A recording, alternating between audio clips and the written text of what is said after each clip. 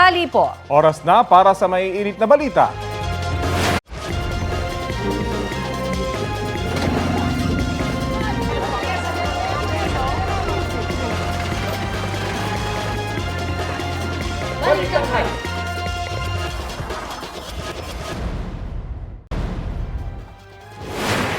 Hulikam ang pambubugbog sa isang lalaki sa Balungaw, Pangasinan. Batay sa investigasyon, lasing ang mga nanakit na lalaki. Ang dahilan ng pambubugbog at iba pang detalye, ihahatid namin maya-maya lang.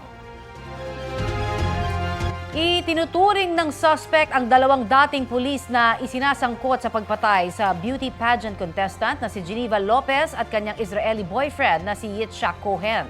Tinitingnang ugat ng krimen ang lupa ng isa sa mga suspect na isinanla niya sa magkasintahan. Balitang hatid ni June Veneracion.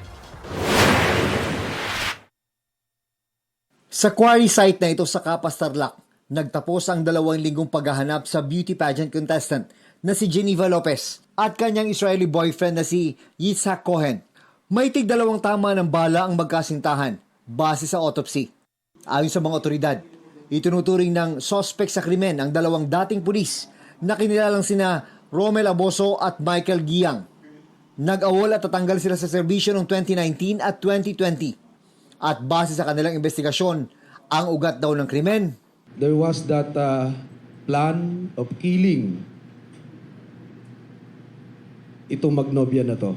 So makikita nyo, ayaw ibigay ni Giang yung lupa na isinanla niya kay Geneva. June 21 raw na makipagkita ang magkasintahan sa mga suspect sa Barangay Armenia, Tarlac City. Pinalabas daw na nagsanlang suspect na meron siyang buyer ng lupa. Pero ang intensyon daw talaga ay itumba ang mga biktima dahil ayaw niyang ibigay ang naisanlang lupa. Kinabukasan June 22, natagpo ang nasusunog ang SUV ng 2 sa Tarlac. Nung sila ay dumating sa lugar na yon, counting panahon lang at sila ay kaagad binaril nitong ating mga suspects. Saan po sila binaril? Sa loob ng sasakyan. Yung po ba yung sasakyan na nakitang nasunog sa daan? Yun yung sasakyan na nakitang nasunog. Isinasailalim na sa forensic examination ang mga baril na nakuha mula sa 2 dating pulis. May 3 sibilyan ding hawak ang mga otoridad. Patuloy namang pinaghahanap ang 2 iba pa. 2 counts of murder ang inihahandang kaso laban sa kanila. We are so sure with the evidence gathered by CIDG and Region 3, sigurado pong hindi makakawala to. Sa gitna ng pagluluksa, nangangamba para sa kanilang kaligtasan ang mga naulila ni Geneva. Nung unang nalaman nila na yung isa or 2 na persons in interest ay dating mga pulis, meron na pong takot eh. Hindi mawawala yung agam sa kanila. Siyempre yung takot. Nakaburol ngayon sa Pampanga ang mga abo ni Geneva. Nasa tabi ng kanyang urn ang engagement ring mula sa kasintahang si Yitzhak. I-display din ang kanyang sapatos, korona at mga sash. Ang mga nagmamahal kay Geneva, inalala ang kanyang pagiging mabait, matulungin at masayahin. Sa inilabas na pahayag ng pamilya Lopez, humingi sila ng privacy habang nagdadalamhati at para sulitin ang huling sandaling kasama ang kanilang namayapang kaanak. Nagpapasalamat din sila sa mga tumulong at nagbuhos ng oras para mahanap ang kanilang kaanak. Ang mga labi naman ni Yitzhak, minamadali ng maiwi sa Israel. Maraming raw tradisyong binali ang walang respetong pagdispatcha sa labi. Kaya naghahabol ngayon ang kapatid ni Yitzhak. In the Jewish religion, when somebody died, you need to bring him he's the same in the same night or in the same morning. You need to be buried as fast as possible. You can be back basically into the earth and become part of earth. This is the normal tradition. My brother, unfortunately, was killed by Putin already in the earth, and now we took him out again as fast as possible to put him back again. This is the Jewish religion, the tradition. Dadalhin muna raw ito sa Pasay kung saan ito ikakahon. Saka ibibiyahe kapag naayos na ang mga dokumento. Wala na raw burol sa Pilipinas. So we have to do it in 2 or 3 days. We have to finish everything. We've been authorized always by the embassy to help the Israel na tao na every now and then pag may Israel na namamatay, we have to accommodate them. Umaasa ang kapatid ni Yitzhak na hindi titigil ang mga otoridad hanggat di nabibigyan ng hustisya ang pagkamatay ni Yitzhak at Geneva. We will make sure that the ends of justice will be served to the family of Yitzhak and to the family of Geneva. talagang ang ustisya ay kakamitin natin na ito at talagang ipapakulong natin, mabubulok sa kulungan itong mga taong ito. June Veneracion nagbabalita para sa GMA Integrated News. 10 milyong piso. Yan po ang alok na pabuya para sa sino mang makapagtuturo sa kinaroroonan ni Pastor Apollo Kibuloy. Inanunsyo yan ni Department of the Interior and Local Government Secretary Benher Abalos. Bukod dyan, may 1 milyong piso rin para sa mga makapagbibigay ng impormasyon sa 5 kapwa akusado ni Kibuloy. Nahaharap sila sa mga kasong child abuse, exploitation at qualified human trafficking. Sagot ng legal counsel ni Kibuloy na si Attorney Israelito Torion, nirerespeto nila ang kilos na ito ng pamahalaan. Pero nakamamangha raw ang anilay obsesyon ng administrasyon ni Pangulong Bongbong Marcos laban sa pastor. Gumawa raw ng circus ang pamahalaan sa hindi patas na pagsasakdal kay Kibuloy para ilayo ang atensyon ng publiko sa mga totoong problema ng bansa. Dagdag na mensahe pa ni Torion para sa Pangulo, thanks but no thanks. Naghain ng reklamo sa Senate Ethics Committee sa Senadora Nancy Binay laban kay Senador Alan Peter Cayetano. Para kay Binay, nilabag ni Cayetano ang Sections 93 at 94 ng Senate Rules na ipinagbabawal ang unparliamentary acts and language. Lumabag din anya si Cayetano sa Code of Professional Responsibility and Accountability, Magna Carta for Women, Abuse of Rights, Slander at Conduct Unbecoming of a Public Officer. Nagugat ang ethics complaint sa sagutan ni Binay at Cayetano sa pagdinig ng Committee on Accounts nitong Miyerkules kung kailan nag-walk out si Binay. Ang pinagtalunan kung saan galing ang mahigit 23 billion pesos na halaga ng new Senate building na sinabi ni Senate President Chis Escudero. Ayon kay Binay, nasa 21.7 billion pesos ang inilaan sa pagpapatayo ng gusali. Ayon naman kay Cayetano, abot na sa 23 billion pesos ang gastos kapag isinama ang mahigit 1.6 billion pesos na ipinambili ng lupa. Kaugnay sa inihahing ethics complaint, sinabi ni Cayetano na pwede rin niyang sampahan ng ethics complaint si Binay. Bukas, itutuloy ang pagdinig ng Committee on Accounts. This is not just about me as a senator. This is also about me as a mother na alam ko, naiyak ako. Kasi alam ko yung pinagdaanan ng mga bata. We want to be vindicated na meron talaga siyang maling ginawa during the hearing. Pwede ko rin siyang filean ng ethics case dahil unethical din yung mga pinanggagawa niya. Nagsasalita pa, Chairman, gusto mong mauna ka, tapos magwo-walk out ka. I don't regret exposing na nagmamarites siya kasi yun talaga ginagawa niya. Ilang dokumento gaya ng passbook ng bangko, travel passes, passport at VIP casino cards ang nakuha sa mga binuksang vault na natagpuan po sa ni-raid na mga villa sa loob ng isang resort sa Clark, Pampanga. Pinaniniwala ang doon umuupa ang mga big boss ng Pogo sa Bamban, Tarlac. Balitang hatid ni Salima Refran. Sa visa ng break-open order mula sa korte, binuksan ang 19 na vault sa sinalakay na villas sa isang leisure park sa Clark sa Pampanga. Ang mga villa inuupahan daw ng mga big boss ng sinalakay na Zunyuan Technology sa Bamban, Tarlac at mga business partner ni suspended Mayor Alice Guo sa Baofu Land Development Corporation. Ang Presidential Anti-Organized Crime Commission o PAOC at PNP-CIDG ang nanguna sa operasyon. Katuwang ang Anti-Money Laundering Council, Department of Justice at Clark Development Corporation. Walang perang nakita sa mga vault. Ang mga na-recover ay mga importanteng dokumento tulad ng bank documents ng Baofu Land Development Corporation, gaya ng passbook na may depositong 5 milyong piso. May mga resibo rin ng korporasyon at mga engineering at structural plan ng iba't ibang gusali sa compound. May travel passes din ng pinaghahanap na Chinese fugitive na si Wang Jiang. Paano tumayo yung Banban Pogo Hub, yung mga structures doon despite nung pandemic, no? So may mga dokumento tayo nakuha na ito palang dating mayor doon sa Banban nag-issue ng travel pass. So I think kailangan imbestigahan at bakit nag-issue siya ng travel pass sa mga taong pinaghihinalaan natin na mga nagpapatakbo ng illegal Pogo Hub. Aside from those Yung mga partners, may mga natuklasan tayong mga bagong pangalan.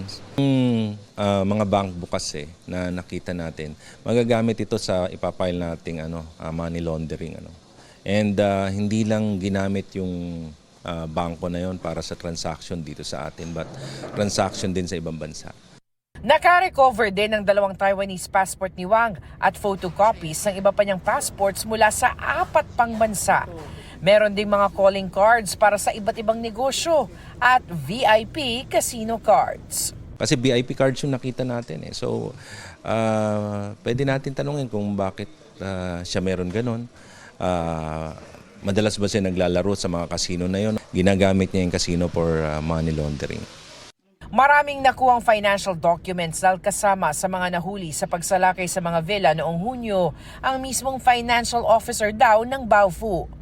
May mga nakuha ring dokumento sa villa ng iba pang Baofu incorporators na sina Zhang Ruijin at Lin Baoying na sangkot umano sa malaking money laundering case sa Singapore. Ipapacheck naman sa Land Transportation Office ang mga nakuhang triplicate vanity plates o triplet plaka na posible umanong ginagamit sa illegal na gawain. Ipinasara na ng CDC ang mga villa lalo't walang mga building at occupancy permits ang mga ito. Nakita namin talagang kailangan umaksyon ng hindi yung ordinaryong inspection, hindi ganon. Requirement ng CDC na mag-submit ang mga locators, ang mga developers na may-ari ng mga ganitong villas ng listahan ng mga occupants, actual occupants. Sanima Nefra, nagbabalita para sa GMA Integrated News. Inaalam pa rin kung paanong napunta sa loob na isang sirang kotse sa Santo Tomas, Pampanga ang 2 batang magkapatid na natagpuang patay kahapon. Balita hatid ni Jasmine Gabriel Galban ng GMA Regional TV. Sa loob ng sirang kotseng yan, natagpuan ang 2 bata sa barangay San Matias sa Santo Tomas, Pampanga. Wala na silang buhay. Magkapatid ang mga bata na edad 5 at 6. Ang kotse, 500 metro lang ang layo mula sa bahay ng mga bata. Nakita ko ako mismo, personal, nangangamoy na kumang. So, ibig sabihin na parang matagal na silang patay. Ito mga ongoing pa yung ongoing pa yung soko natin na nagpapasising ng crime scene. Ayon sa ina ng mga bata, Sabado pa niya huling nakita ang 2, pero hindi na raw niya nakita pagsapit ng gabi. Hindi raw niya naisip noon na nawawala ang mga anak dahil sa pag-aakalang kinuha sila ng kanilang tatay na nakatira sa ibang barangay. Bago sila mawala, pinakain ko muna. Nawala na. Akala ko nandun sila sa tatay nila eh. Hindi ko alam. Napunta sila dyan. Sabi naman ng ama ng mga bata, hindi niya kinuha ang mga anak at Hunyo pa raw nang huli niya silang mabisita.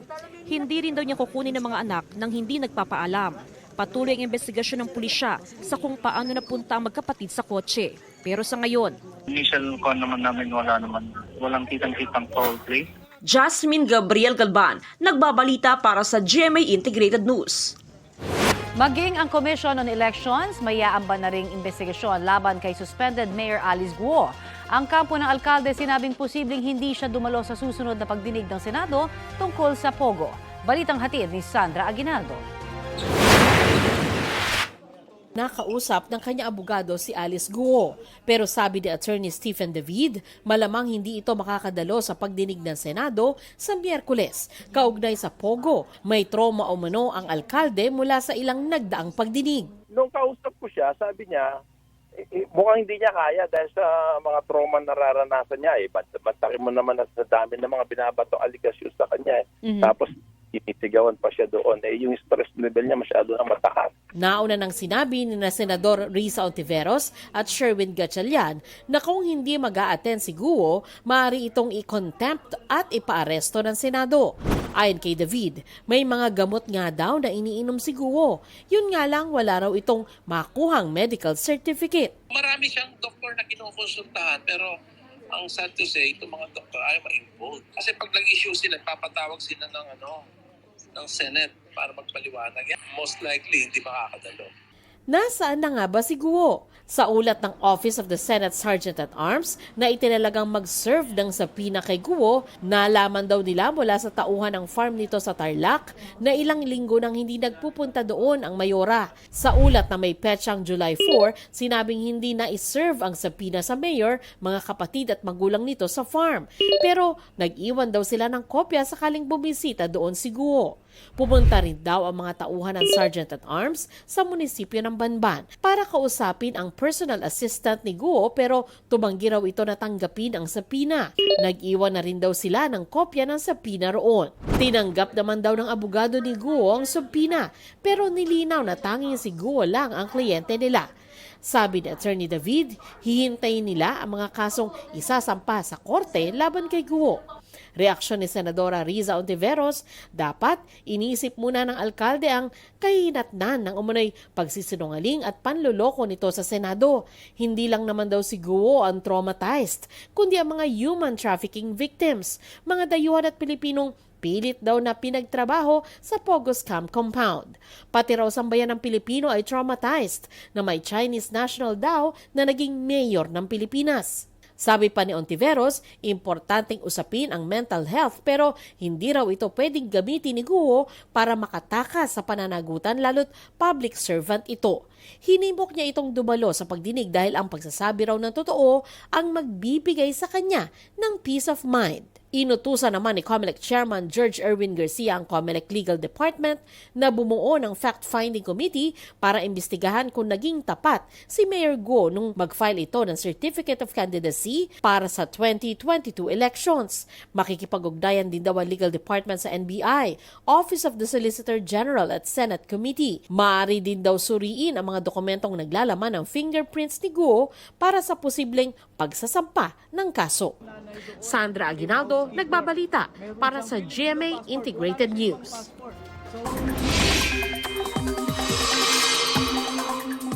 Isa ang patay sa pagbaha sa ilang lugar sa Negros Oriental dahil sa walang tigil na pag-uulan. Ayon sa mga otoridad, taga-bayan ng Bindoy ang nasawi. Mag-isa lang daw ang biktima ng rumagasaang baha. Isa pang residente ang pinaghahanap. Sa tindi ng pagbaha sa bayan, pinasok na ng tubig ang mga bahay matapos umapaw ang ilog. Isang tulay ang naputol dahil sa malakas na agos ng tubig. Nasa 40 residente naman ang inilikas at nasa evacuation center na. Namigay rin ng paunang tulong ang mga otoridad. Inanod naman ng baha ang isang pickup na may sakay na 17 pasahero sa barangay Cantumog sa Carmen, Cebu. Umapaw kasi ang tubig sa isang sapa doon dahil sa malakas na ulan. Ayon sa ulat ng Super Radio Cebu, 10 ang nailigtas at isa ang natagpuang patay. Patuloy ang search and rescue operations sa 6 na iba pa. Isa pong ipo-ipo o water spout ang namataan sa baybaying dagat ng Mindoro at Batangas. Nabubuo po ang ipo-ipo dahil sa isang matinding thunderstorm. Kita po mula sa laot ng Mabini, Batangas, ang hugis embudo na ulap. Tumagal na mahigit 30 minuto ang ipo-ipo. Ayon po sa Pag-asa, halos doble ang lakas ng ipo-ipo kumpara sa hangin na taglay ng isang bagyo na may signal number 5. Kaya pinapaalalahanan po ang mga mangingisda na huwag munang tangkaing pumalaot kapag may nakitang ipo-ipo. Ngayong Martes, mataas muli ang tsansa ng mga local thunderstorm o kaya yung mga ulang dulot ng easterlies sa iba't ibang bahagi ng bansa. Base sa rainfall forecast ng Metro Weather, posible po ang heavy to intense rain sa ilang lugar na maaari magdulot ng baha o landslide. Uulanin ding muli tayo rito sa Metro Manila dahil po sa inaasahang ulan, muling binabalaan ang mga taga Mimaropa, Western at Eastern Visayas, Zamboanga Peninsula, Northern Mindanao, Soc-Sargen, Caraga Region at BARMM sa banta ng pagbaha. Pinagbabaril ang isang motorcycle rider sa Bagong Baryo, Caloocan. Matapos siyang pagbabarilin, tinangay pa ng suspect ang kanyang motorsiklo. Balitang hatid ni James Agustin. Mag-alas 9 kagabi na makunan sa CCTV ang magdibin partner na sakay ng motorsiklo at pumasok sa General Terona Street sa Bagong Baryo, Caloocan. Pagdating sa gitnang bahagi ng kalsada, bigla na lang pinagbabaril ng isang lalaki ang motorcycle rider. Kahit nakatumba na ang rider, ilang ulit pa siyang pinaputukan. Ang kinakasama ng biktima na patakbo. Itinayo ng gunman ang natumbang motorsiklo ng rider at sinakyan nito. Tumakas siya paliko ng MD Castro Street. Sa isa pang anggulo ng CCTV bago ang paumaril, kita na sumulpot ang lalaking namaril mula sa isang bahay at tumakbo papalapit sa rider. Dead on the spot ang rider na kinilalang si John Mark Robidillo. Walang yan, nagtitinda lang kami, ginanon nila yung asawa ko. Walang kamuang-muang. Kwento ng kinakasama, magde-deliver sila ni John Mark ng Mango Graham sa lugar matapos may umorder nito online. Ang nag-order po, pangalan lang, boss. Tapos nag-deliver kami, hindi ko alam na may pumutok na baril. Gumanon sa tenga ko. Tapos kala ko paputok lang. Tapos nakita ko yung asawa ko nakahiga na. Kitang-kita at namukhaan pa raw niya ang gunman. Nakaalitan daw ng biktima ang lalaki sa isang lamay noong Miyerkules, kaya inireklamo nila sa barangay. Yung nakaaway niya sa sugal. Binugbog niya yung asawa ko. Talo siya, kinuha niya yung pera ng asawa ko. Kilala lahat ng tao dun kung sino siya.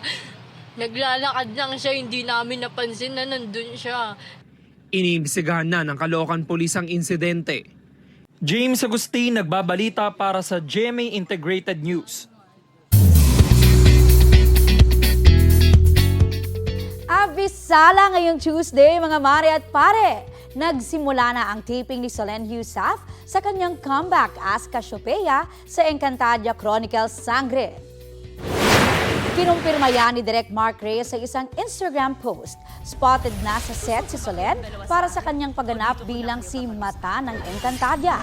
Excited na nga raw si Solenn sa tapatan nila ng friend na si Rian Ramos. Nagaganap naman bilang evil twin niya na si Metena. Mga mare, bukod kay Cassiopeia, back in action na rin sa taping ang Sangres na sina Sania Lopez, Kylie Padilla, Glyza De Castro at Gabby Garcia.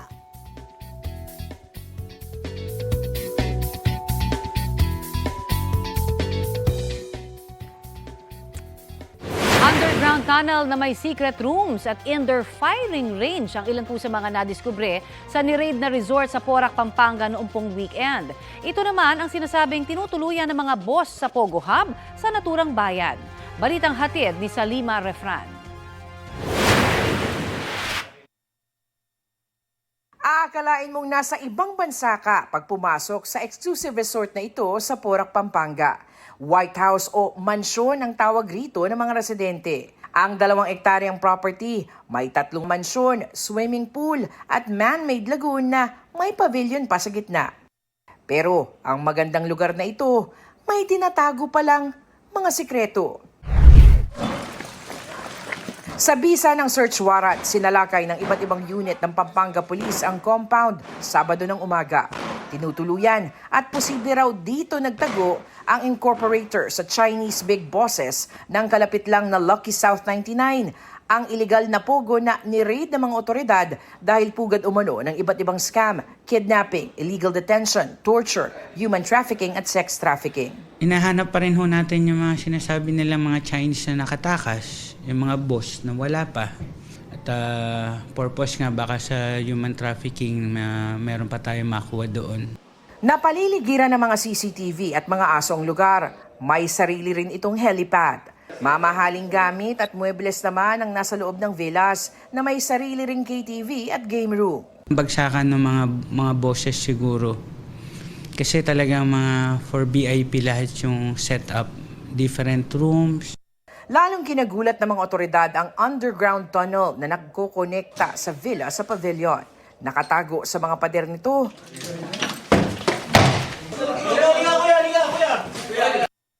ang mga lihim na kwarto. Parang ganito rin yung nakita natin na tunnel dun sa ilalim ng mga villa sa Pogo, dun sa Bambantarlac. Ang pagkakaiba lang nito, meron itong mga secret room. Itong kwartong to, bago ka makapasok, kailangan itutulak mo pa tong cabinet. At dito sa loob, medyo kompleto na yung gamit, kulang na lang kama. May cabinet, may aircon, at kung gugustuhin mo, pwede ka ritong magtago. Ang tila maliit na garahe naman, daanan na pala papunta sa isang indoor firing range. Wala itong permit ayon sa Philippine National Police.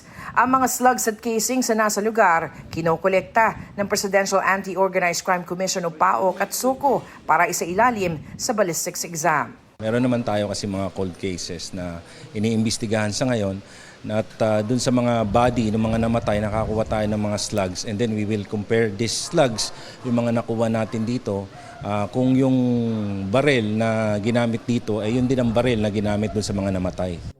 2 Pinoy incorporators at 6 na caretakers ang nasa kustudiya na ng mga otoridad para sa investigasyon. Hindi naman inabutan sa lugar ang subject ng search warrant na si Catherine Cassandra Leong na authorized representative ng Lucky South 99 sa PAGCOR. Based po sa investigation po namin na dito po siya nag-stay. So isa po yun sa nag-conduct po tayo ng search warrant. Siya po ay isa sa mga incorporators and also stockholders po ng Whirlwind Corporation. Halos isa lang po yung mga incorporators natin and then stockholders dun sa Lucky South 99.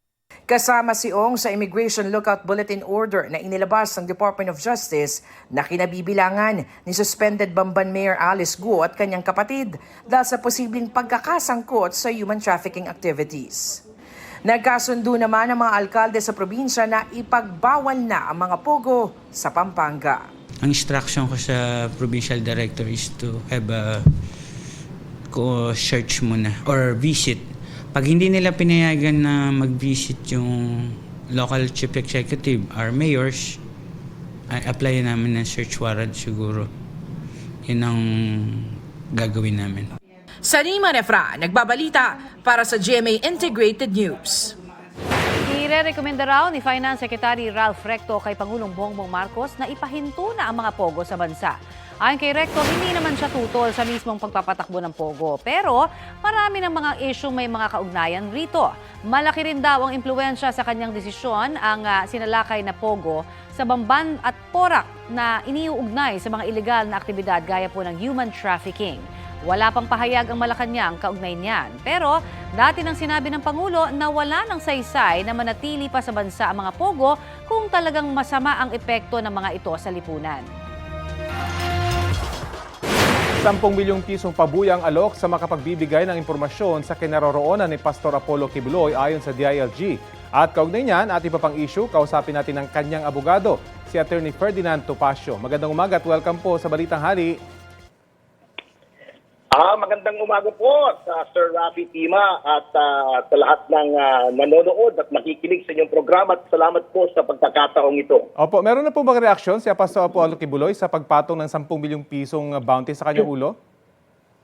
Hindi ko pa siya nakakausap lately pero asaganang akin lang po bilang kanyang abogado.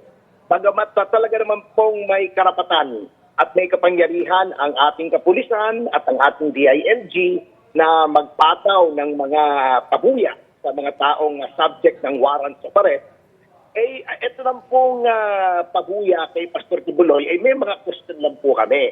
At ang pangunahin po rito ay bakit pribadong pondo ang ginagamit. Anyari dun sa intelligence funds na at talaga namang pinaglalaanan at pinagpupuhunan ng pabuya para sa mga ganitong rewards. Pangalawa, ayaw sabihin ni Secretary Abalos kung sino po mga pribadong taong ito para malaman natin at makilapis natin ang kanilang motibo kung bakit itong si Pastor Kibuloy ay binibigay nila ng napakalaking pabuya. Alam niyo po, nasa konstitusyon po yung Sir Rafi, the people should have access to information on matters of public concern. Ito po isang public concern sapagkat ito'y pabuya para sa ito po ay sa function ng kapulisan na mag-enforce ng mga warrants kasi parang irregular data ang pagpapagawa. Sa ilalim po ba ng batas, Attorney? Napakalaki ng pabuya kay Pastor Kibuloy kontra sa mga ibakasan o violence. Opo. Attorney? Opo, yes sir. Meron po bang sa ilalim po ng batas, violation po ba yung pagkuha ng pondo sa private individual para sa mga ganitong bounty? Alam niyo po, kaya questionable po yan ay sapagkat the enforcement of a warrant is a public function that should be funded mula sa pondo ng gobyerno. Ngayon po, kung may pribadong tao na nagdo-donate, ay kailangan mong malaman kung bakit, sapagkat to a lesser or greater extent, nakaka-influence po ang mga pribado ngayon, ang mga private persons sa pagpapatupad ng functions ng government, which is panghuli ng mga tao. Ito ho ba'y... Kung susuriin niyo po sa RAPI yung mga amount ng mga binibigay na pabuya sa mga ibang mga subject ng warrant na charge ng rape, murder, even terrorism. Hindi po ganyang kalaki. Last May lang po ang pinaghati-hatian lamang pong pabuya ng 11 informante ng pamahalaan ay 1.9 million lang. That is an average of around 190,000 per person. Bakit biglang 10 million ditong pay? Pastor Kibuloy, Attorney, and violative of the Equal Protection Clause of the Constitution. Attorney, formal niyo po bang kukwestiyonin itong pagbibigay ng 10 milyong pabuya laban sa inyong kliyente? Sa amin po, alam nyo, kapwa naman natin abogado si Secretary Abalos at alam naman niya ang batas, alam din naman niya yung Code of Ethics ng public official tungkol sa mga ganyang pagtanggap ng mga public, ng mga private funds, mga donations by reason of his office, siguro naman makikita niya. Maybe he will see the error of his ways at ibawiin niya yan. At hindi na lang sa pondo ng gobyerno, ilagay sa lugar yung amount. Kasi alam niyo po, yung isang miyembro ng terroristang CPP-NPA, terrorist group yan, designated. 1.3 million lamang ang pabuya. Kaya gustong ibagsak ang gobyerno sa pamamagitan ng karahasan. Ang mga charges naman po ni Pastor Kibuloy, wala naman pong violent crimes. In any case, discriminatory po yan. Opo. Yan ang aron. Opo, Attorney, for the record, nandito po. Personal information, the best person to be able to answer that ay ang ating Department of Justice po, sapagkat nasa kanila po, nasa ilalim nila yung Bureau of Immigration.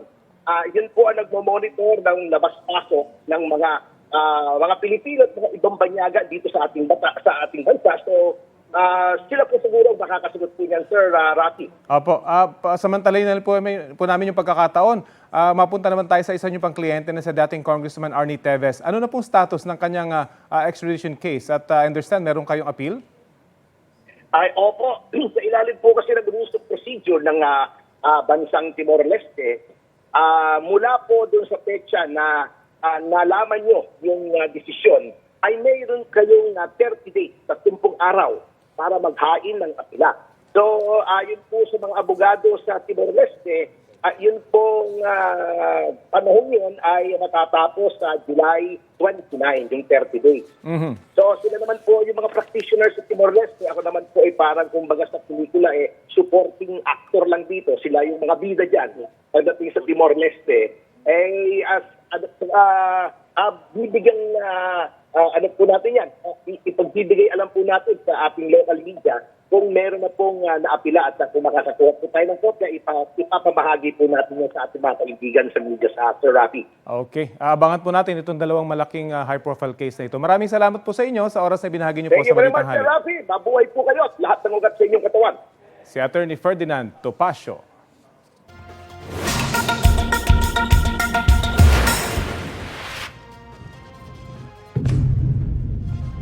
Aktual nakuha po yan ng pagbagsak ng missile ng Russia sa isang children's hospital sa Kyiv, Ukraine. Kabilang po yan sa mga pinaulang missile ng Russia sa buong Ukraine kahapon. Tinatayang mahigit 4 na po ang nasawi sa missile attacks. Tulong-tulong naman ang mga residente para maklear ang debris mula sa mga nasirang establishmento. Ayon kay Ukrainian President Volodymyr Zelensky, dapat managot ang Russia sa nangyari. Nagdeklara na ng Day of Mourning ang Ukraine sa itinuturing nilang isa sa pinakamatinding air attack sa gyera. Ito ang inyong Regional TV News. Alamin na natin ang mga balita mula sa Visayas at Mindanao. Kasama natin si Sarah Hilomen Velasco. Sarah? Salamat, Rafi! Huli cam ang pagnanakaw sa isang grocery store sa Bacolod City. Nauwi naman sa disgrasya ang gagawin sanang fireworks disposal sa Zamboanga City. Ang mainit na balita hatid ni Efren Mamak ng GMA Regional TV.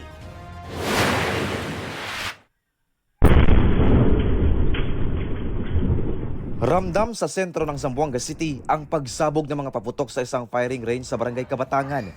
Ilang residente tuloy ang nakaramdam ng takot. Ang anak ko parang nabingi na. Yung anak ko nanginginig kami. Hanggang ngayon nanginginig kami sa takot. Ayon sa mga otoridad, nagkaroon ng premature detonation sa mga paputok na i-dispose na sana. Mula ang mga paputok sa bodega ng paputok na nasangkot sa disgrasya noong June 29. 30 ang sugatan. 19 sa kanila ay mga tauhan ng PNP, BFP, PCG at Philippine Marines. Civilian naman ang iba pa. Nabasag ang salamin ng ilang establishmento na malapit sa explosion site. 3 bahay ang nasunog sa Barangay Basak sa Lapu-Lapu, Cebu nitong Sabado. Madaling kumalat ang apoy dahil gawa sa light material sa mga bahay. Nasawi sa sunog ang 2 aso. Isa sa titinang sanhi ng apoy ang hindi napatay na portable stove. Nasa 180,000 pesos ang danyos ng sunog. Hulikam ang pagnanakaw sa isang grocery sa Libertad, Bacolod City. Sa video, isang babae at lalaki ang makikitang kumukuha ng paninda sa grocery at pumunta sa likurang bahagi nito. Sa loob daw ng 15 minuto, 5 beses na nagpabalik-balik ang dalawa. Tinatayang nasa 9,000 pesos ang nakuha ng dalawa. Ayon sa manager ng grocery, mag-asawa ang mga sospek. Isa sa kanila ang nagbayad sa cashier ng kanilang pinamili, habang ang isa ay dali-daling lumabas bitbit ang nakuhang mga inumin na nilagay sa loob ng kanilang damit. Iniimbestiga na ang insidente. Efren Mamak ng GMA Regional TV, nagbabalita para sa GMA Integrated News. Mga mare at pare, another baby is on the way para kina South Korean superstar Song Joong-ki at misis niyang si Katie Louise Saunders. Ayon sa entertainment website na Soompi, kinumpirma ng agency ni Joong-ki ang good news. June 2023 nang i-welcome ng couple ang kanilang first child. January last year din nang i-anunsyo ng aktor ang kanilang kasal. Mas nakilala si Oppa Joong-ki sa hit K-drama series na Descendants of the Sun na ginawa ng Philippine adaptation ng Kapuso Network. Ito ang inyong Regional TV News. Ito na po ang mga balitang hatid ng GMA Regional TV mula po sa Luzon. Makakasama po natin si Chris Zuniga. Chris? Salamat, Connie. Patay ang driver at ang pahinante ng isang oil tanker matapos na pagbabarilin sa Rosario, La Union. Batay sa investigasyon, hinarang ang oil tanker sa barangay Amlang ng 4 na lalaking nagpakilalang uniform personnel. Pinababa nila ang mga biktima, pinagbabaril at iniwan sa tabi ng kalsada. Kwento ng biyana ng pahinante, biyaheng Ilocos Norte sana ang kanyang manugang. Tumanggi namang magbigay ng pahayag ang pamilya ng driver. Sa follow-up operation, na-recover ng pulisya ang tinangay na oil tanker sa Aguilar, Pangasinan.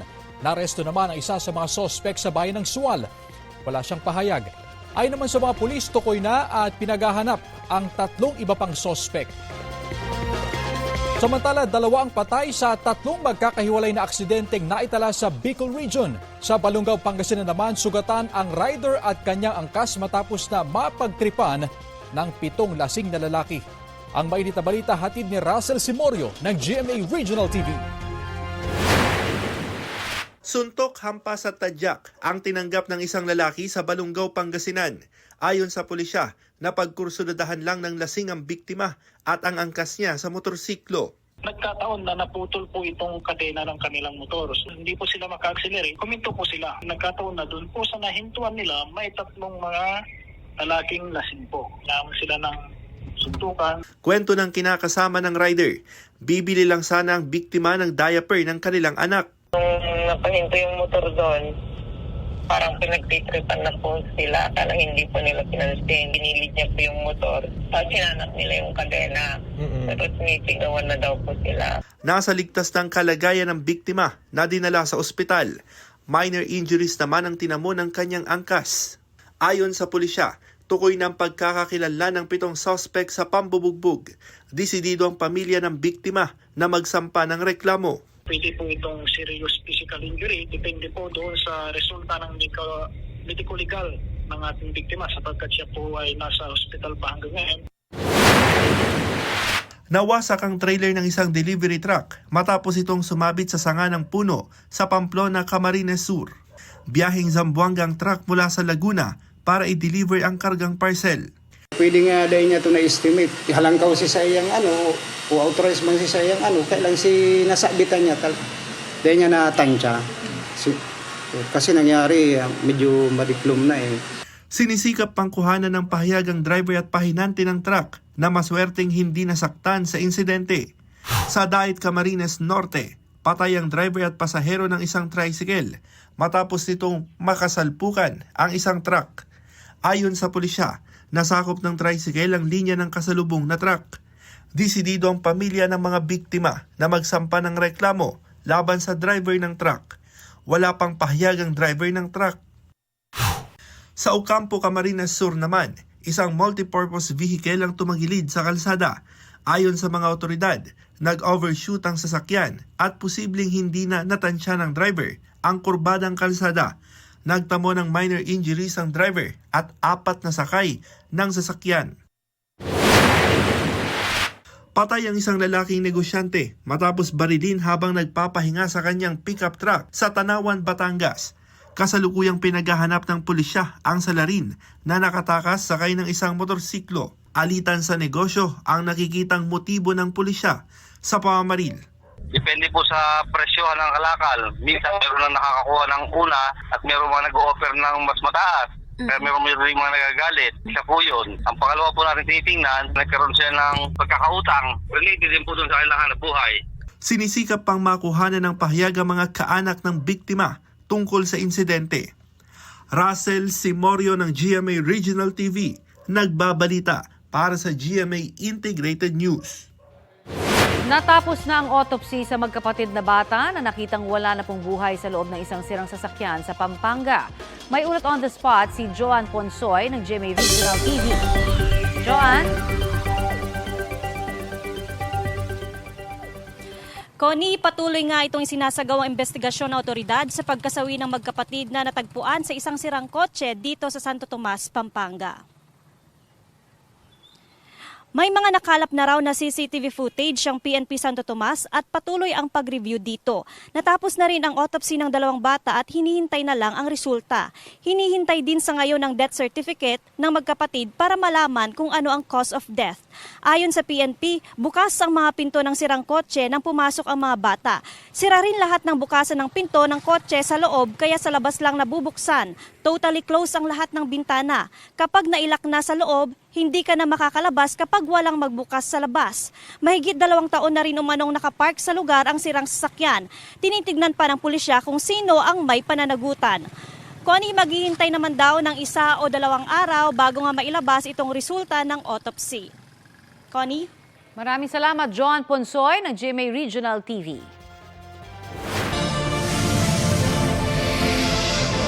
Ito ang inyong Regional TV News.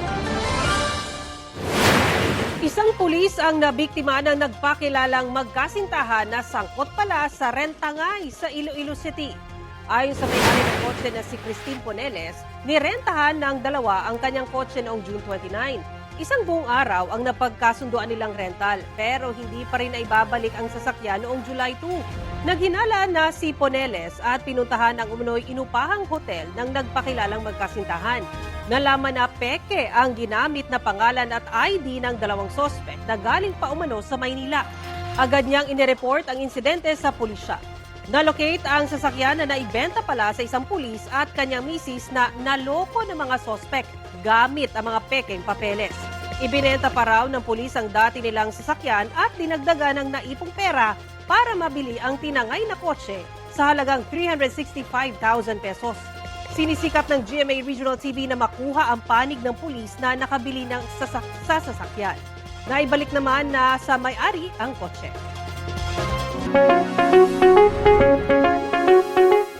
Mga kapuso, doble ingat po tuwing maliligo sa dagat. Isa pong batang babaeng 5 taong gulang ang nasawi matapos atakihin ng dikya sa Subic Bay, Zambales. Kwento ng ina ng biktima, naliligo sila sa mababaw na bahagi ng dagat nang dikitan ng dikya ang binti ng kanyang anak. Rumisponde sa sigaw niya ang isang tauhan ng resort at binuhusan ng suka ang binti ng bata. Wala umanong emergency vehicle ang resort at isang kapwa guest daw ang tumulong na dalhin sa pagamutan ang bata. Plano ng ina na ireklamo ang resort dahil sa umano'y kakulangan sa emergency response. Ayon naman sa legal counsel ng resort, may nakabantay na lifeguard sa resort at nabigyan ng first aid ang bata. Magbibigay rin daw ng tulong sa pamilya ng bata ang pamunuan ng resort. Sakali namang masting ng dikya, umahon agad sa tubig at tumawag sa mga kinauukulan gaya po ng Red Cross na may hotline na 143. Hugasan o ibabad sa suka ang bahagi ng katawan na may jellyfish sting. Alisin ang naiwang galamay ng dikya at lagyan ng hot compress ang apektadong bahagi. I-monitor ang kondisyon ng biktima at isugod sa ospital kung kailangan. Payo po ng mga eksperto, hindi nakatutulong ang ihi sa sugat na dulot ng dikya. Maari pa nga raw yang maka-impeksyon. Samantala, patok po ngayon sa social media ang cooking tutorials. Pero ang isang babae from Imus, Cavite may naimbentong recipe na overload sa cuteness. Dahil ang kanyang mga sangkap is certified priceless. Welcome! Ayan na sa cooking vlog ni Tess Hernane. Ang dish for the day ay isang cute na pusahe. Mula sa hilaw naging mala golden brown pero napasobra yata kaya natusta na. No cats were harmed sa video featuring Primo, Cooper at Ash. Aba kayo ay... Trending! At ito po ang Balitang Hali. Bahagi kami ng mas malaking misyon. Ako po si Connie Sison. Rafi Tima po. Kasama niyo rin po ako, Aubrey Carampel. Para sa mas malawak na paglilingkod sa bayan. Mula sa GMA Integrated News, ang News Authority ng Filipino.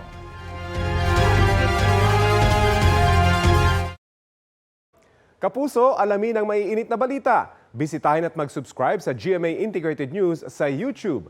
Sa mga kapuso abroad, samahan nyo kami sa GMA Pinoy TV at sa www.gmanews.tv.